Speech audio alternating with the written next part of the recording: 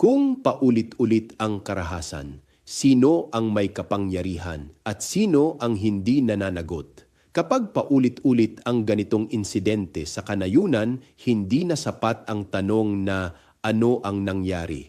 Ang dapat itanong, sino ang may kontrol at bakit tila walang napapanagot? Sa mga lugar tulad ng Toboso, hindi lang armas ang kapangyarihan, kapangyarihan din ang magtakda ng kwento. Kapag agad itong tinatawag na lehitimong operasyon, sino ang pinakikinggan at sino ang hindi naririnig?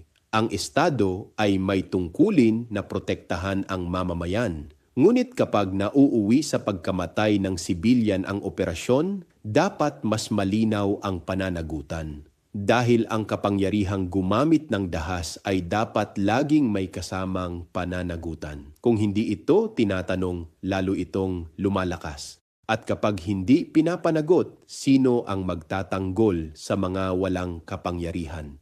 Ako si Bishop Tonyo, obispong migrante sa Europa, at ito ang Damdaming Makabayan, tinig mula sa laylayan hanggang sa muli.